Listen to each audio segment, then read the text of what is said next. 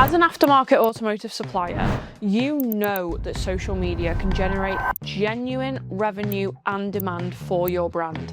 You just don't have a plan in order to put it in place. In this video, I will outline the social media plan that has generated millions in revenue for aftermarket brands. If you implement this plan today, you will start generating demand and revenue for your brand tomorrow. But before we implement the plan, there are a few key learnings that you need to know about social media from an aftermarket context. And this is exactly what will stop you from posting on social media without generating any results. The first consideration to understanding social media is honestly an excuse, and that is, this won't work for my brand. If you're an automotive aftermarket supplier that is supplying to workshops or distributors, this will work for your business. The second consideration is the kind of echo chamber that we live in the automotive aftermarket, and that is, we look at our competitors, we copy what they're doing, and they're also doing it wrong. So in this plan, we will not be looking at our competitors for inspiration and instead developing our own content that will generate results. Now, the third consideration when it comes to understanding social media is that this is not a PR stunt. And I know you guys love your PR, I'm with it for it. However, when it comes to social media, this is not the plan. It's not about our achievements. It's not about boasting the movers and shakers and who just joined your team. We don't care. So when it comes to social media, we're going to flip that script, and you're going to see exactly the framework that we use to do this in this plan. The first way that we kind of flip this script and change that narrative is through our customer personas. Now, you may or may not have these. However, there are some nuances that I really want to get into in order to create the perfect customer persona for social media. Before we go into each section of this customer persona, I do want to let you know that we have a full workbook for this exact plan. You can get it in the link in the description and follow along as we walk through the video. There's also some extended bits that will allow you to really form this plan for your brand. So the first thing that we need to understand about customer personas is that it's beyond demographics. The issue that we have with customer personas nowadays is that it's kind of age, sex, location, did they go to university? The issue with this is that if I took two examples of age, sex, location, demographics, I would end up with both King Charles and Ozzy Osbourne. Both were born in the same year. Both were princes, one of Wales, one of darkness, and both lived in a castle. So it's really important that we move beyond just the demographics and go into a few more nuanced things which will allow us to create posts that really matter. So the first thing we're going to look into is their story. And this can be quite high level, or it can be as detailed as you want. But the main thing that we need to do is picture this person in our head. Usually what we like to do is, if you're a founder that has created a product, this might be past you. So this is the person that was struggling with the issue, that came to the solution, and the pain points that you had during that time. If you're not a founder and you're in a leadership role within your brand, you can also think of a customer that you recently served, or maybe your ideal customer that you just love to work with. The point of this exercise is to visualize the person, understand their story, and how they came to need your product as the solution. Once we have their story, now we need to go into their goals. Now, their goals are basically, what do they want to achieve? And that can be in life, that can be in business,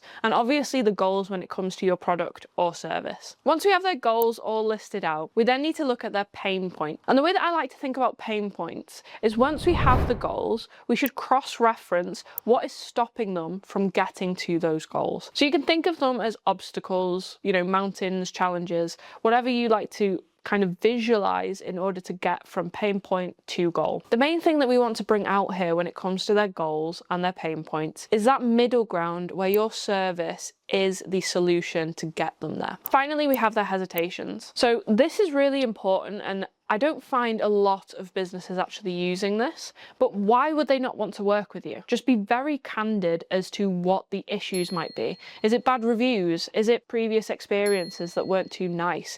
Is it the fact that they might think that you're too expensive? What are the hesitations that Jeff or Sandy has towards your business? Write these all down, and this will give you the framework from getting them to the pain point angle and making them see that vision, as well as confronting the hesitations before they come up with it in their head. Once you have the pieces that we just outlined in place, what you're going to do is, rather than posting features and benefits on your social media, which quite frankly is not serving you and doesn't serve your customer, instead we're going to move into narrative that does. And to do that, we need to tweak our messaging and our offer. The nuance here is aligning that messaging with our offer in order to show that transformation to the customer. And that is the next thing that we need to look at in our social media plan. There are a few nuances when it comes to your messaging and your offer, and you can get all this in the extended workbook. However, if there were two things that I would like you to take away when it comes to framing your messaging and your offer, the first would be, it is all about your customer. And now look, I know that you think that you're doing this by presenting them the features and the benefits and how shit hot your brand is. However, the issue that we have with this is that it's not actually centered around them. We're not talking to pain points that they care about. Instead, you're too high a level. Now, to put this into perspective, let's say that I had an itch on my arm, guys, okay? And this itch, I didn't know where it was coming from. I didn't know how I got it. So all I know is that I have an itch. This means that I am symptom aware. However, I'm not aware of the problem. I don't know if I've got eczema, I don't know if I'm nervous, I don't know if I don't know, went by a dog. What I then need to do is then search for that. So I'm in a different mindset where I don't need the features and benefits of your eczema cream because I don't know that I have eczema yet. So when it comes to how we then position our messaging, we need to guide that journey. So when we're just doing features and benefits, how great we are, the PR stunts, we don't actually get to the core of why I have an itch and how I actually solve that issue. So the second piece of information that I would love to give you and love you to take away is people buy what they want, not necessarily what they need. For example, let's take a diagnostic tool. Now, if a diagnostic tool has a secure gateway access on it, you can go in, do your subscription.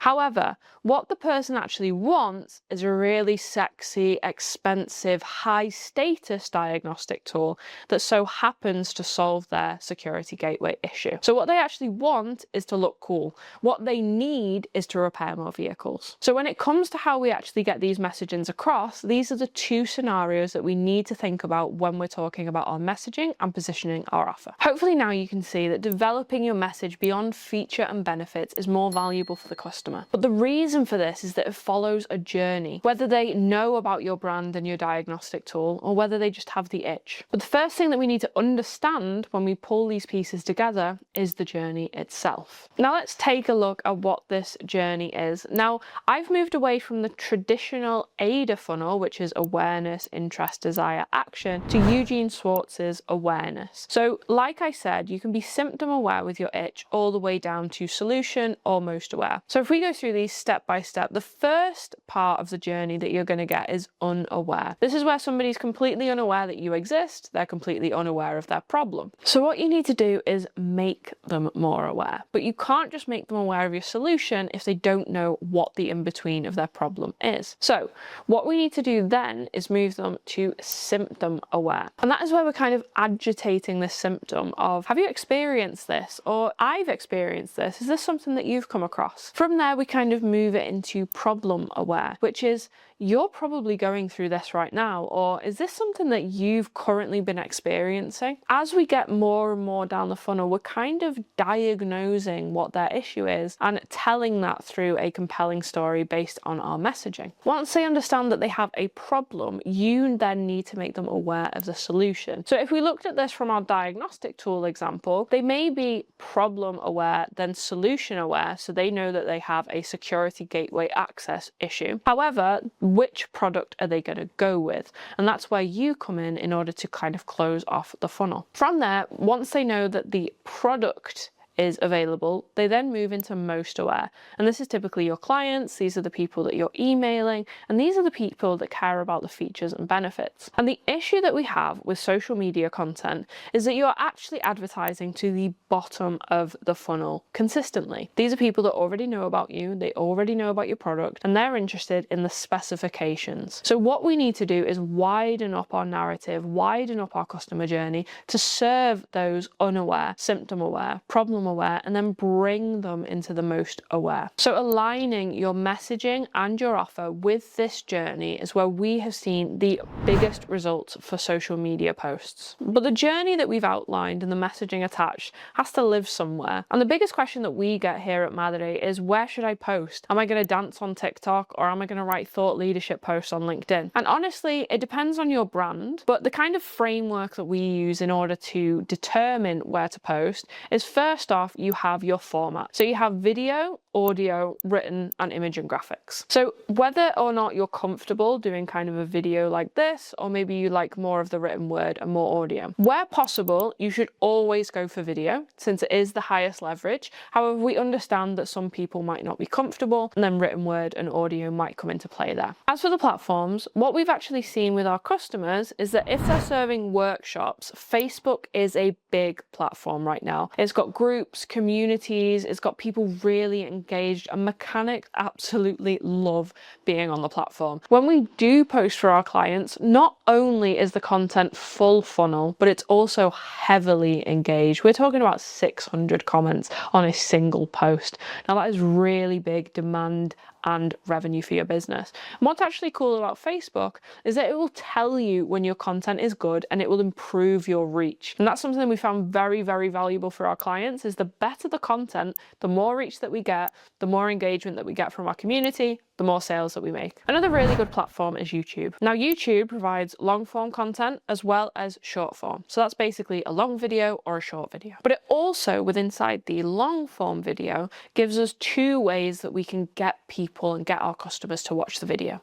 The first one is using keyword research. Basically, this is a fancy term for, is my customer searching for it? Okay, I'll make a video on it. Now, these videos can last 10, 20, 30 years if they're relevant and kind of timeless. And this allows you to get more views and to kind of move people through the funnel with one piece of content. The second version that we have is the more reactive content. So for example, have Surmi just released something in the UK. You could make a video on that, and then YouTube will push it because they know that it's time sensitive and relevant. Using these two forms of content, not only does it get in front of more people, but the length of it actually establishes more trust with you and the buyer. So we all know that to actually purchase from someone, you need to know, like, and trust them. But this is exactly what YouTube kind of gets us. We build up familiarity and we build up trust. And then because it's during a longer form, it means that they're essentially just spending more time with us. And that means that they're more likely to buy and kind of gently move to the next step rather than a strong-armed cold sell. Your other options are also Instagram and TikTok. Now, we would personally recommend that you do short form video on both of these platforms. Typically, there's a few nuances when it comes to how one platform versus the other looks at that short form content. However, these are really strong to kind of generate more awareness and get in front of more of your target audience. Finally, we then have LinkedIn.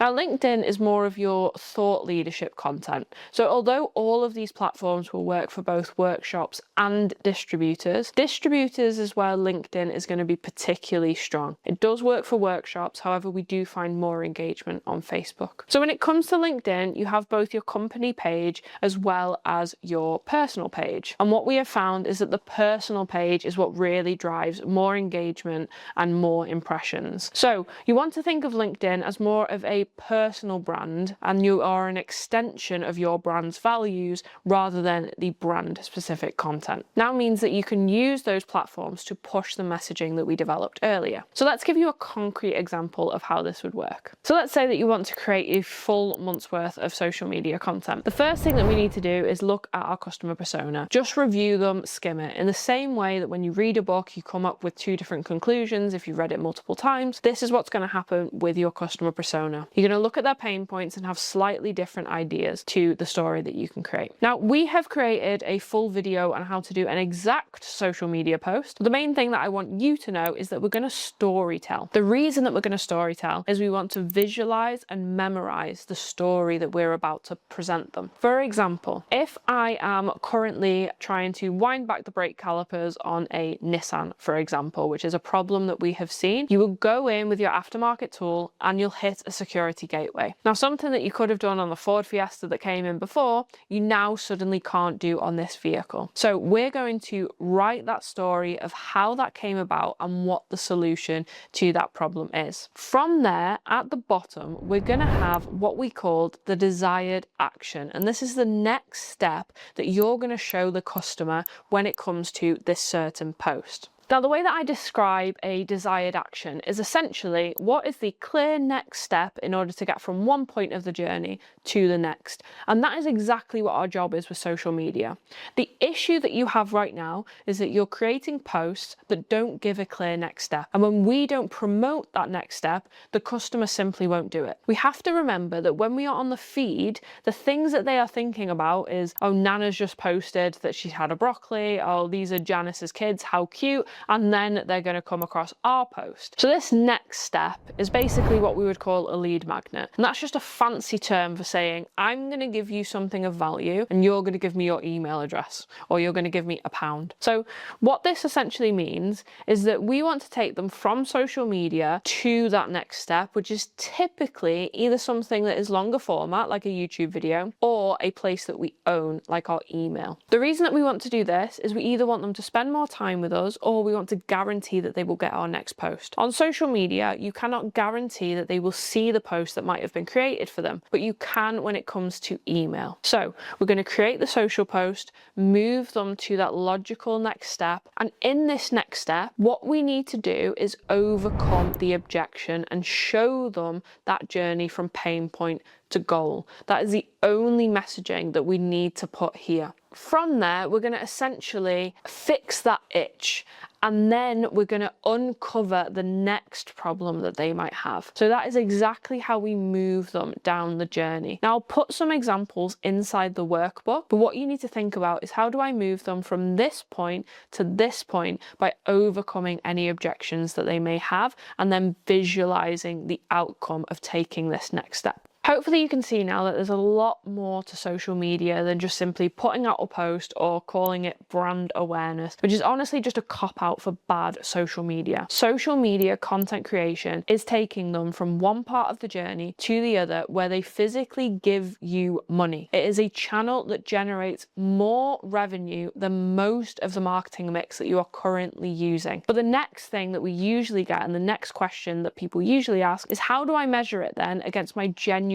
marketing or sales KPIs? And that's what we'll get into next. Unfortunately for you guys, the way that we measure social media is very different to how you might imagine. Now, when we were shilling marketing back in the day, the way that we used to kind of advertise it was, you can move away from paper, move away from television, because now with this new thing called social media, you can see when you posted and exactly who made that conversion down to the person. Now, however, because of security, because of privacy laws, because of Apple's cookie policies, what we can't do anymore is actually link that directly. And this is for a few reasons. Obviously the privacy that I mentioned, but also people aren't clicking links anymore. So a typical journey might look like somebody looks at your social post, you've made it visual, you've made it a storytelling exercise. So because of that, they then think about it a week later and Google search it. It's very difficult to actually create a measurement around that isn't direct attribution, so isn't a direct link to the sale. So how do we actually measure it then? The framework that we've created here at Madre is called Halo, and it's basically kind of tracking social media the same way that you would track an out-of-home kind of billboard campaign. So if I run through it quickly with you, Halo essentially means hypothesis, which is basically the inputs that you are putting into social media. So these are your posts, these are your tests, these are your content pieces that you are currently testing and trialing. Then we have A, which is awareness. So this is what typically people would call vanity metrics, but we need to look that is the content that we're creating moving out to more people. Then we measure for overall lift. So this is why it's called Halo, because essentially we're going to get a halo effect around the campaigns that we are tracking. So while we might not have direct attribution, what we can see is that since that YouTube video went out, we've generated XYZ in more sales. That's not typical in this time of year. Then we have our outcomes. So what are the actual outcomes that tie back to our metrics and KPIs. Using this framework will allow you to look at the social media content you're creating and that halo effect around revenue generation. Now, visualizing that whole customer journey is kind of the easy part. And now that we have our plan, we need to actually create the assets that are going to move the needle. And for that, you need genuinely good social media posts. So as I said before, we have created a detailed step-by-step video on exactly how to write a social media post, the same social media posts that have generated millions for aftermarket suppliers. And you can click that video next here.